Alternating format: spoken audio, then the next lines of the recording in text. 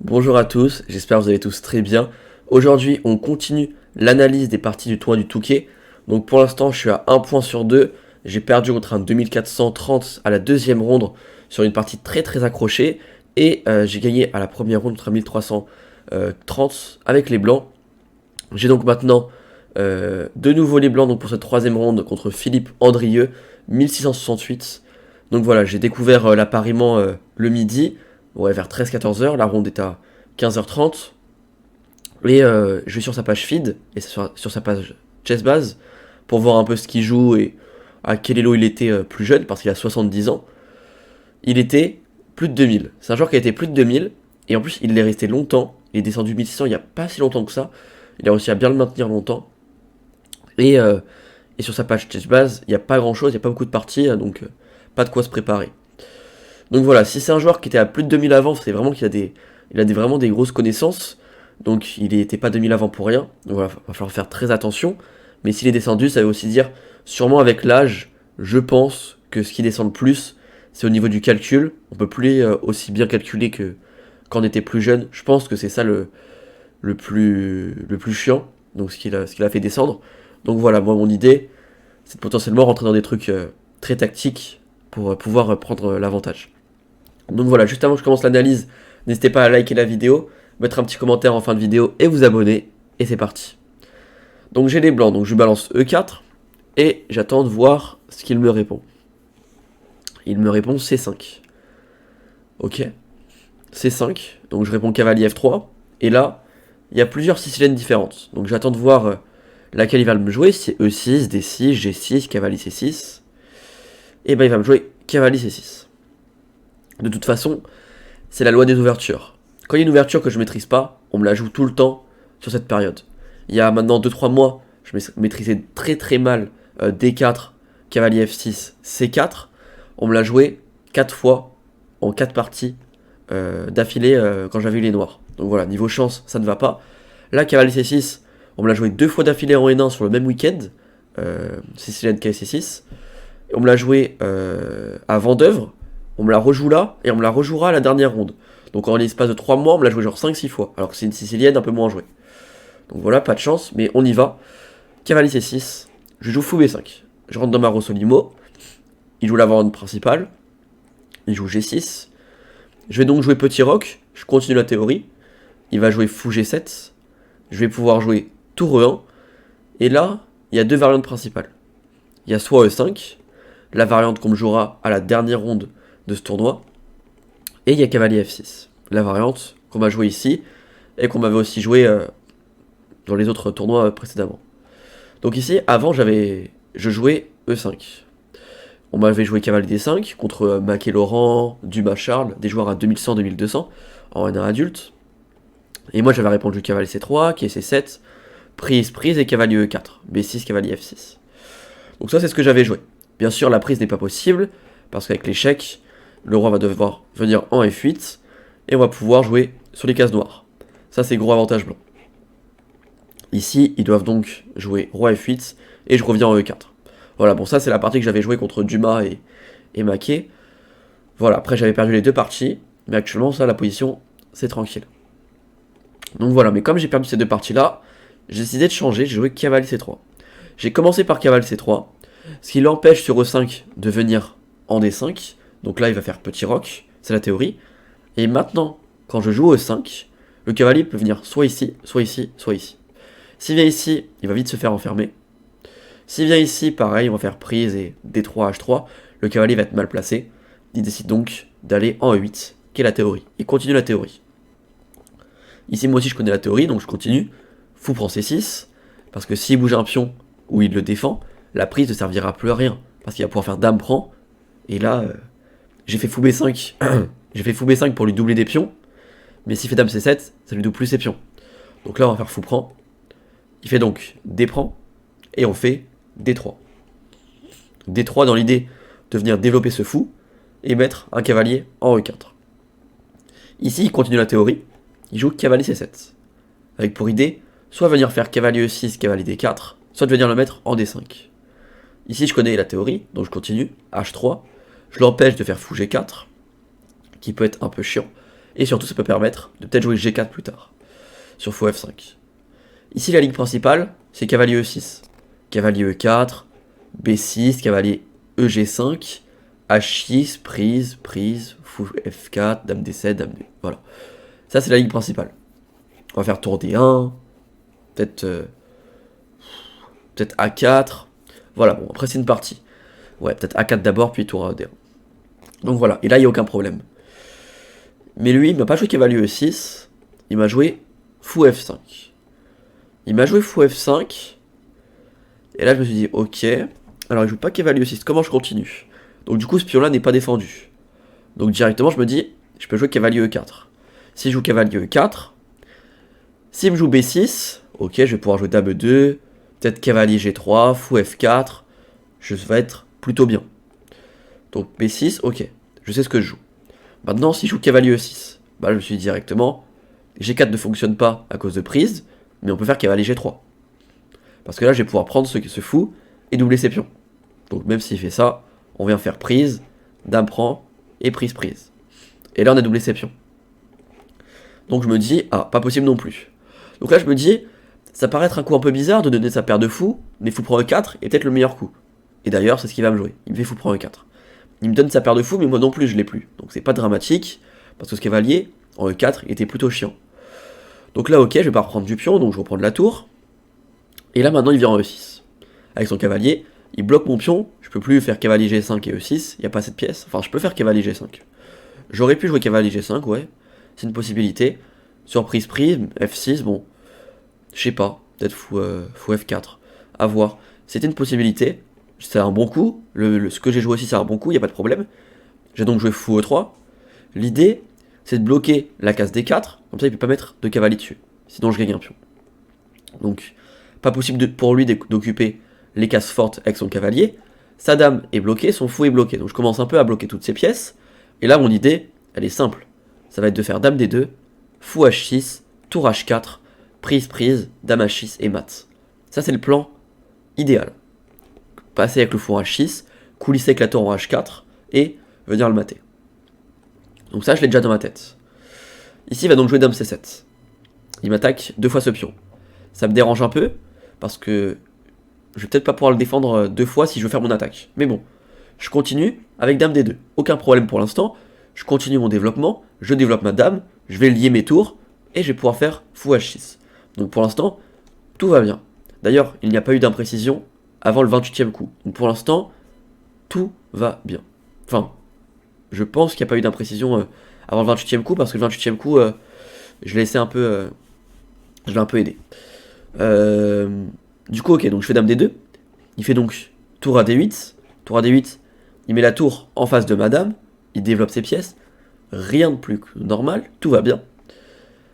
Ok, ici j'ai hésité. Soit je fais tour E1 d'abord, soit je fais fou H6 directement. Franchement, ça change pas grand chose. J'ai joué fou H6, mais avec du recul, peut-être que j'aurais dû commencer par tour E1 et mieux préparer ça. Parce qu'après, on va le voir dans quelques coups, mais il a pu réussir à défendre très facilement. J'aurais dû commencer par tour E1. Ici, il allait sûrement faire B6 pour consolider. Et là, je peux faire fou H6. Et là, s'il fait la même idée que dans la partie avec cavalier D4, on va voir ça juste après. Là, peut-être que je peux jouer peut-être cavalier H2. Cavalier H2 sans trop de problème. Parce qu'en fait, sur cavalier H2, prise, il peut pas faire cavalier prend, sinon il y a ça.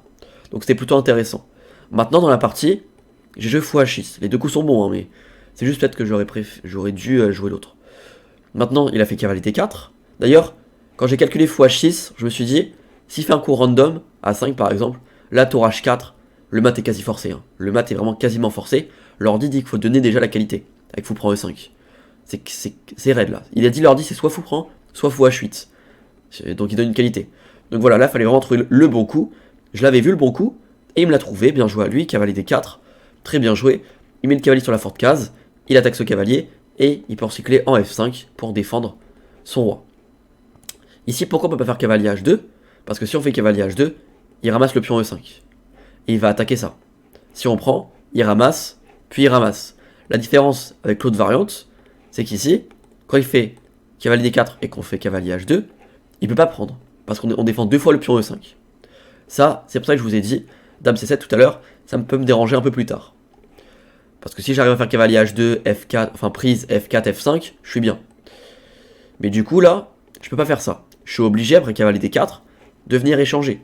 Parce que si je bouge, je perds le pion. Si je bouge pas, je me crée des faiblesses. Donc prise, pas le choix. Et là il fait donc tour prend. Et là je me dis, j'aurais dû jouer tour AE1 avant. Bon du coup je le joue maintenant, mais ça a beaucoup moins d'effet. Je joue donc tour AE1, il va donc jouer tour FD8, il double les tours aussi. Et là je me dis, j'ai raté le coche parce que là c'est beaucoup trop simple. Là je peux jouer contre n'importe qui, je peux jouer même un 1000, un 1100, un 1200, un 2000, un 2500. Tout le monde trouvera les coups dans cette partie.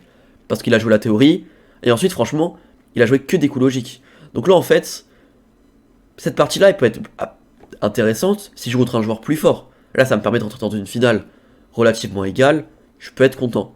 Mais là c'est pas du tout ce que je cherchais, donc là j'ai vraiment mal joué. Et du coup là j'ai pas trop le choix, déjà je vais devoir échanger, c'est ce que je vais faire d'ailleurs. Parce qu'en fait, si je fais fou F4 pour revenir, il va juste me jouer E6 et me créer une faiblesse en E5.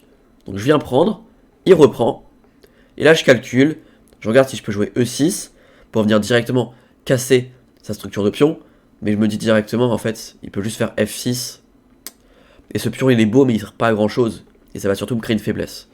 Donc E6, pas possible.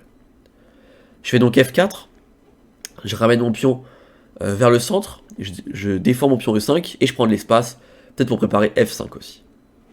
Ici bien sûr, lui, il est content, donc il fait tour prend E4, il continue, tour prend E4, tour prend E4, et tour D4. Lui son idée, c'est de tout échanger. Ok. Bon, maintenant moi si je recule, je vais lui laisser l'espace, donc pas possible.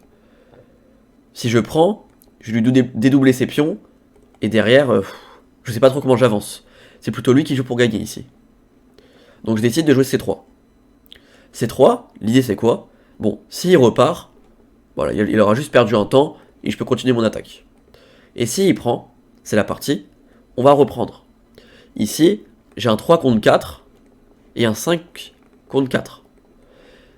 Le problème, c'est que lui il a un 4 contre 3 mais c'est des pions doublés. Moi j'ai un 5 contre 4 mais c'est des pions doublés. Donc en gros c'est un 3 contre 3 et un 4 contre 4 quasiment. J'ai la dame la plus active.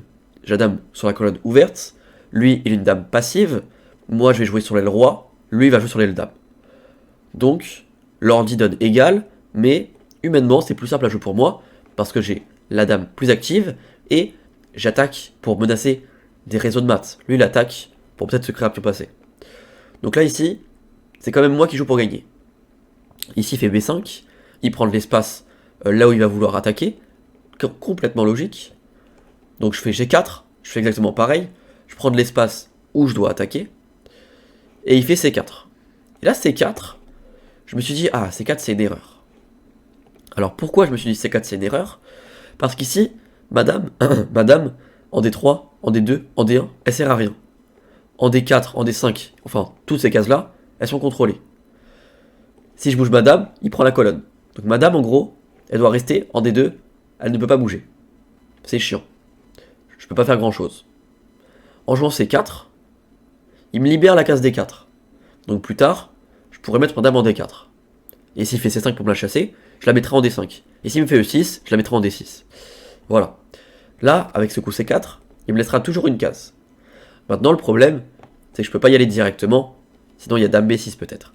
Alors honnêtement, je sais pas si cette finale, elle est égale. Je pense qu'à première vue, oui, dans la partie, j'ai pas joué dame D4 parce que je me suis dit, ça c'est forcément égal. Bon, je vais pas laisser la dame, je vais forcément faire prise, et peut-être roi F2.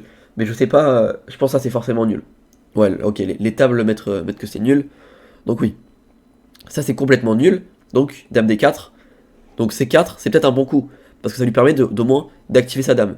Le problème, c'est s'il la met là, il perdra les cases ici. Donc il faut qu'il arrive à jouer A5 et dame A7. Pour toujours pouvoir contrôler toutes les cases. Ici je joue donc roi G2, pour éviter les échecs. Et là je m'attendais à A5. On vient d'expliquer pourquoi. Je m'attendais à A5 pour dame A7, et il va toujours contrôler toutes les cases. Et si je fais dame D8, bah il va pouvoir faire dame E3. Il va me faire des perpètes. Donc je m'attendais à ce coup-là. Mais là, il me joue C5. Et là, je me dis, ah, il commence vraiment à pas jouer précis. Je vais pouvoir jouer dame D5. Parce que dame D5, maintenant ma dame, elle est encore plus centralisée. Elle peut aller par là, elle peut aller par là, elle peut aller par là. Je peux créer des échecs, je peux continuer mon attaque. La dame est centralisée, elle est meilleure, elle est plus active que la sienne. Et là, il me joue E6. Il m'a joué C4, j'ai fait dame D4. Il m'a fait. Non, enfin, il m'a joué C4. J'ai joué roi G2. Il m'a joué C5, j'ai joué dame D5. Il me joue E6. Bah, je joue dame D6. Non, j'ai pas joué dame D6. J'ai pas joué dame D6. J'allais le jouer. Mais j'ai calculé un peu plus longtemps. Et je me suis rendu compte que dame D6. Cette finale-là, en fait, je savais pas si elle était gagnante ou pas. Parce que oui, c'est bien beau mon pion passé. Mais en fait, sur roi F8, j'ai calculé E5. Et là, je me suis dit, mais comment j'avance? Tout est bloqué. Donc roi 8. Donc là je me suis dit peut-être qu'il faut faire H4, H5. Mais là je me suis dit, s'il fait H5 lui-même, comment je fais? Si je fais G5, tout est fermé. Si je fais prise... Non, pas G5, non. Sur prise, tout est fermé. Et même si je viens faire ça, pour jouer ça... Ouais, ça c'est gagnant ça. Ça c'est gagnant. Ouais, dans la partie j'ai vraiment mal calculé, ça c'est vraiment gagnant. Dame prend c'est gagnant. Ah ouais, dame prend c'est gagnant. J'ai mal calculé dans la partie. Mais du coup au pire des cas, il peut juste jouer peut-être dame B7. Attaque ce pion, ok je fais roi F3 du coup. Et là il fait B4. Menace prise, prise et de rentrer. Sur dame prend C5, il fait prise, prise dame B1. Et là il va pouvoir faire que des échecs partout. Ça va faire perpète. Ouais, ok. Et si là-dessus je joue F5. Non, pardon, d'abord roi F3 oui, et F5. Donc là s'il prend il va se faire il va se faire mater. S'il prend il va se prendre F6. Sur roi là, il y a mat en 1. Enfin, roi là, il y a mat en 1. Voilà. Et sur roi là, il y a dame F8. Et là, ça va faire mat. Donc ça, pas possible. Donc là, il peut pas prendre ce pion. Donc il va peut-être faire G prend. Je vais faire G prend. E prend. Dame F6. Roi F8. Il a peut-être... Ouais, non. Ouais. Et dame prend. Mais même ça, ouais, c'est... Prise, dame B2... C'est très compliqué. Hein. E6, dame prend C3. Il va encore une fois mettre des perpètes. Ouais, non, c'est très très compliqué. Donc voilà, dame D6, de toute façon, ça ne servirait pas à grand chose. J'ai donc fait dame D2. Il a donc fait A5, c'est bon, il fait le A5. Et je fais H4. Moi aussi, je vais créer des menaces de mon côté. Il fait donc B4. Il continue son attaque de son côté. Et moi, je continue la mienne de mon côté. H5. H5 avec une menace directe. C'est de faire H6. Roi prend F5. Avec les découvertes. Avec des réseaux de maths. Ça, j'y ai pensé direct. S'il fait B prend ici, c'est le meilleur coup pour moi, il l'a raté. Prise, dame B7, attaque ça. Dame 2, dame D7. Parce qu'en fait, ici, en faisant prise, il me force pion prend. Bon, si je fais dame prend, c'est la même chose. Il pourra faire dame D8, il a gagné la colonne. Si je prends le pion, il me met des perpètes. Donc pion prend. Et là, dame B7. Dame 7 attaque ça. J'ai donc joué dame 2 ou dame 3. Mais si je fais roi F3, il va faire dame B1 et des échecs perpétuels. Et donc là, dame 2, dame D7. Il récupère la colonne. Donc ça, pour moi, c'était la meilleure variante pour lui. Parce que derrière, c'est compliqué pour moi de jouer. Mais il a joué dame B7 directement. Pas joué prise d'abord. Et là, je fais... Je pensais pas que ça allait m'arriver quand même un jour. Le misclick du cerveau. Je sais pas si vous êtes déjà arrivé. Donc H6, ça fait 3 coups, je le calcule. H6, dans ma tête, il est présent le H6. Je me dis, je calcule, voilà, je vous montre ce que je calcule. Je calcule H6. Bon, s'il recule, il y a ma tendance. Donc roi prend, F5 échec.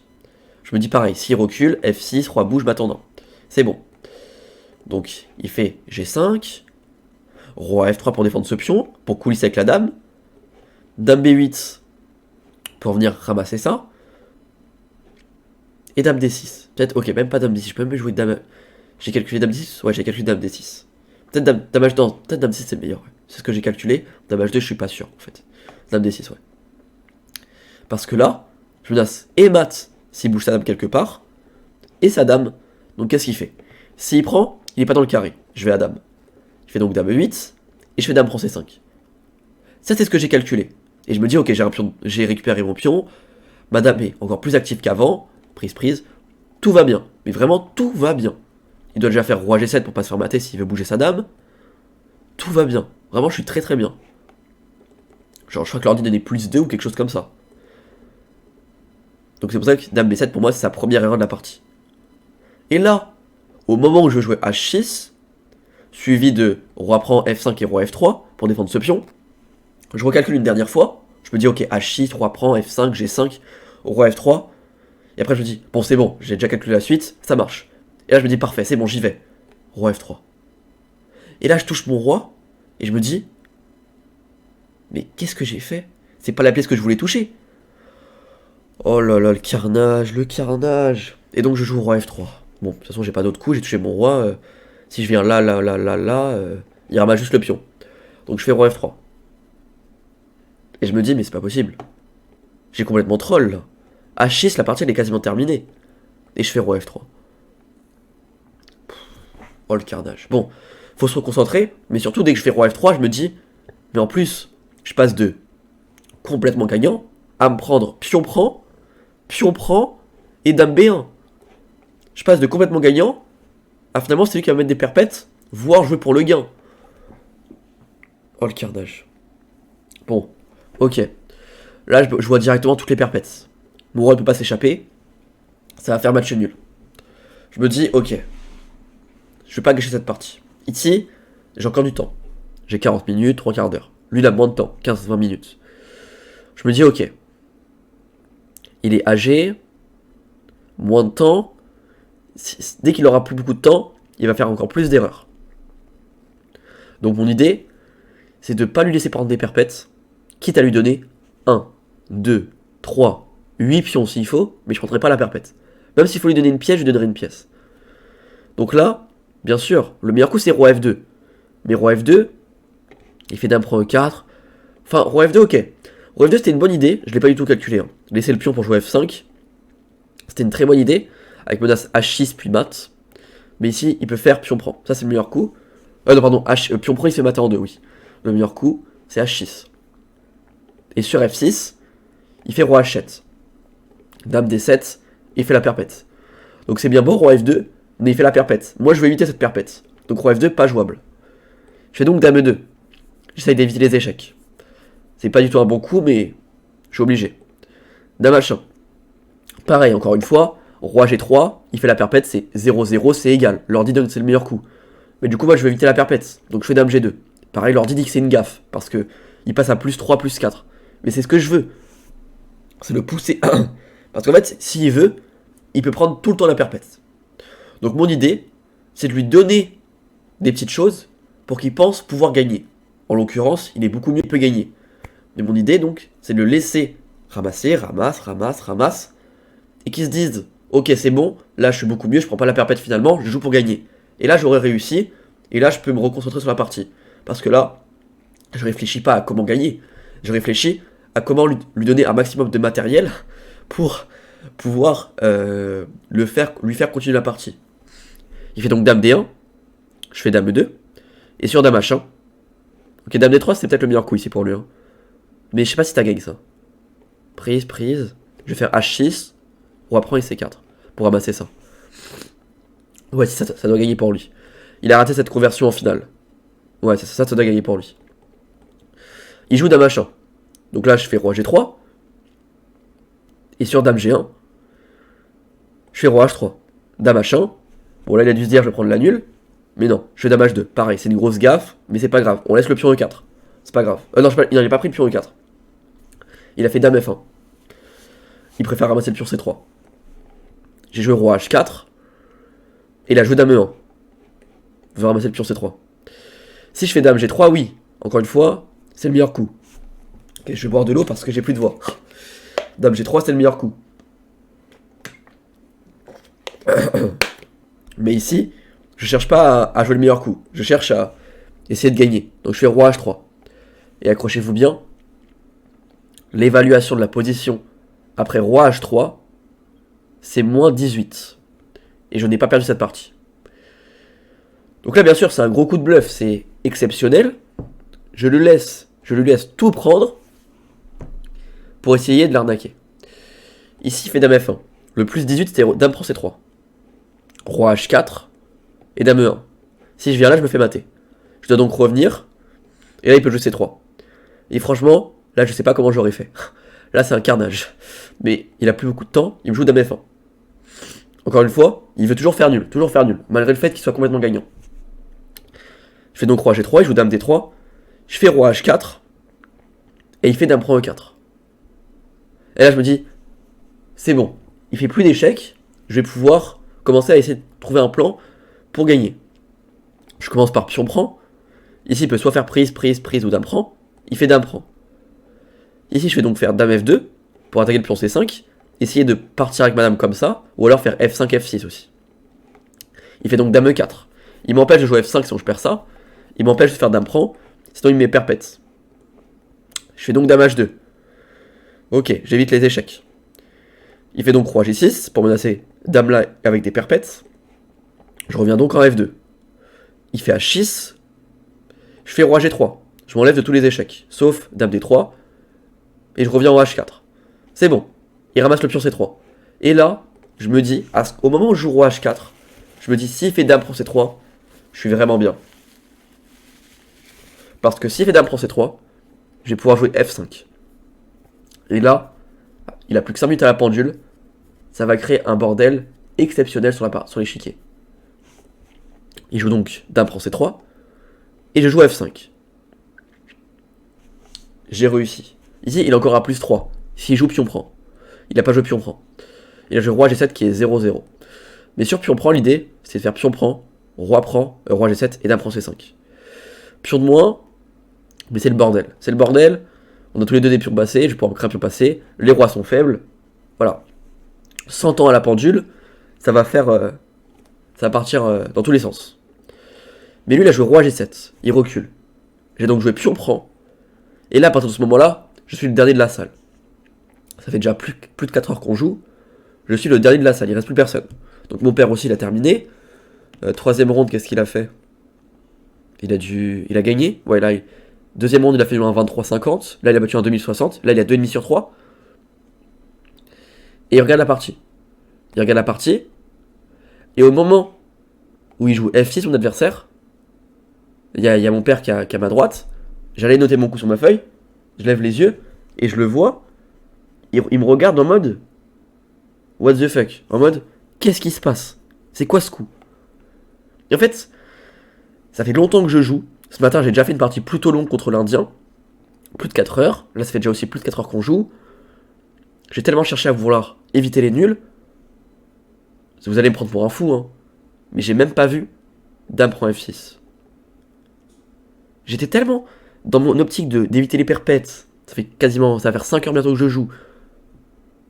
Quand il joue F6, je me suis dit, ah, c'est un bon coup, bien joué. Ah, en fait, ce qu'il veut faire, c'est si je fais pion prend, il veut faire dame prend sur échec, m'obliger à échanger les dames, et après il a un pion où je suis plus dans le carré. Je me suis dit ça. Et je me suis dit, ah, pareil, si je fais dame prend, il y aura dame prend. Sur dame prend, je me suis dit, il y a dame prend, pion prend, roi prend, et le pion va à dame. Ah, il est fort. 100 ans, il me l'a joué tempo, qu'est-ce qu'il est fort. Je me suis dit ça. Et en plus, comme je vois en même temps la tête de mon père qui fait un truc bizarre, je me dis, il a dû se dire, ah oui, bien joué, F6 c'est fort. Alors pas du tout, il s'est dit F6 c'est de la merde. Mais du coup, dame prend F6 c'est mat en 10. C'est déjà le mat en fait. Dame prend F6, c'est roi H7, dame F7, roi H8, E7. Et là, il va me faire plein d'échecs, mais il est juste à parer tous les échecs. Et au bout d'un moment, ça va mater. S'il ramasse le pion, c'est dame là, puis mat. Et là-dessus, c'est ça. Et donc là, ça va mater. Donc là, ça mate complètement. Mais encore une fois, je joue pas dame prend. Je me dis, ah, il est fort. J'ai donc joué dame prend C5. C'est encore plus fort dame prend C5. Alors que pas du tout. Je me dis, oh, je vais pouvoir faire dame là. Sur roi là, il y aura mat. Et sur roi là, je vais pouvoir faire dame prend, roi bouge, échec, roi bouge et E7. La même variance qui marchait vraiment, mais avec 2 temps en moins. Donc là, ça marche plus. Il va donc jouer dame E1 échec. Bon, roi H5, c'est maintenant. Je joue roi H3. Et il me joue dame E2.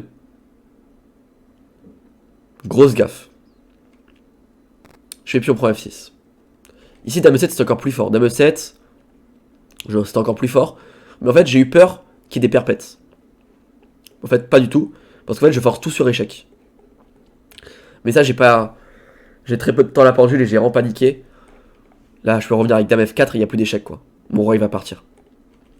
Mais ça, pareil, je l'ai même pas calculé. Mais j'ai fait pion prend. Mais pion prend, c'est encore gagnant. Ici, c'est gagnant. Il fait donc roi prend, je fais dame F8, roi E5. Et là, E7, ça gagne. Mais en fait, ici, encore une fois, j'avais peur des perpètes. J'ai pas le temps de calculer. Je me suis dit, madame, elle a l'autre bout de l'échiquier. Je vais forcément prendre des perpètes.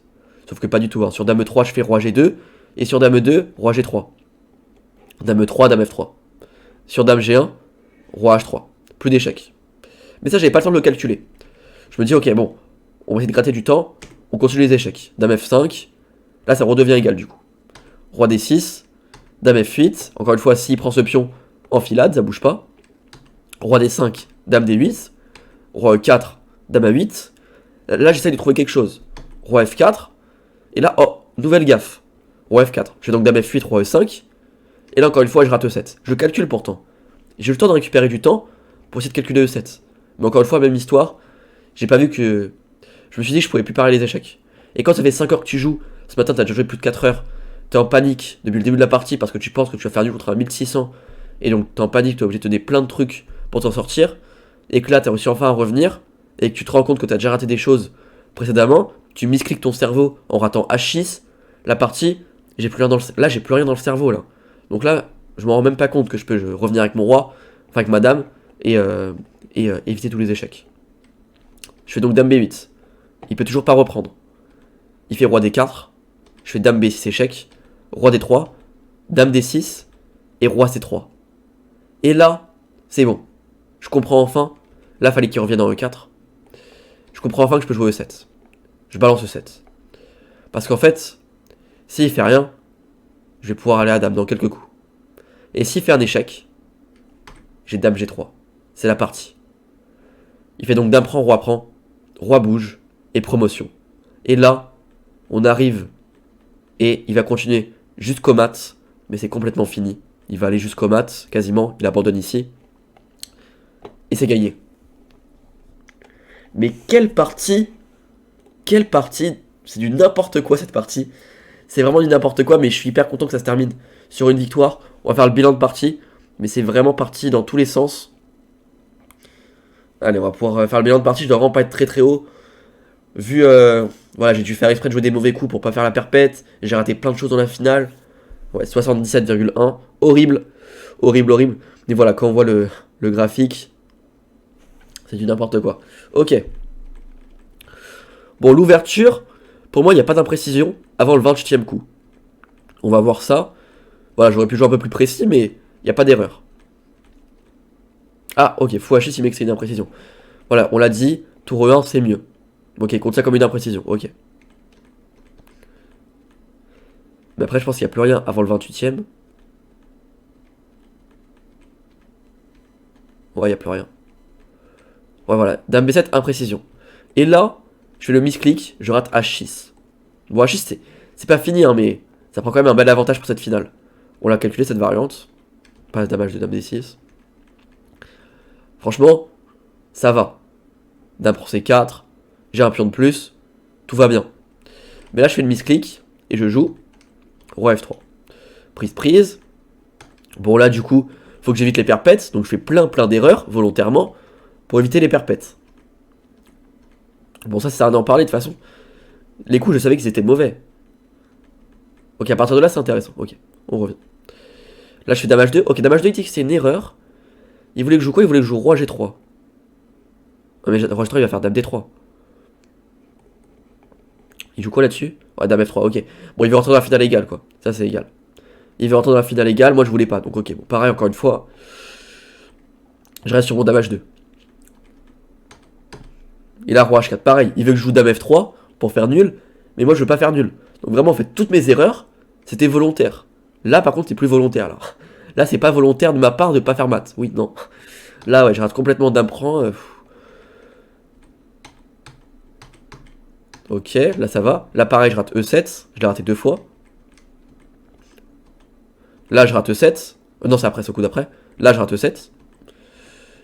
Et là, c'est bon. Là, à partir de là, c'est bon, je trouve les coups. Et ça se termine sur une victoire, tranquillement. Et il abandonne. Donc voilà, j'ai fait une très mauvaise partie. L'ordi me donne un niveau de 1950. Bon, quoique, c'est pas non plus... c'est pas non plus horrible. Et le 1750. D'ailleurs, il faut savoir que cet adversaire a fait une perf à 1800 dans ce tournoi. Donc il a bien terminé son tournoi. Donc voilà, il a fait quand même un beau tournoi, mais je l'ai vu comme dans la partie, même s'il cherchait à faire que match nul, il avait quand même des bonnes idées. Ah bah bon, à la fin il a craqué avec le manque de temps, mais il avait quand même des très bonnes idées, donc ça m'étonne pas qu'il termine avec une perf à quasiment 1800. Bien joué à lui.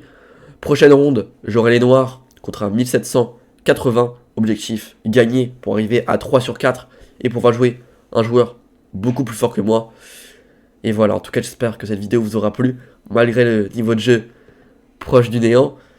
Et moi je vous dis à vendredi pour la 4ème ronde. Allez, ciao.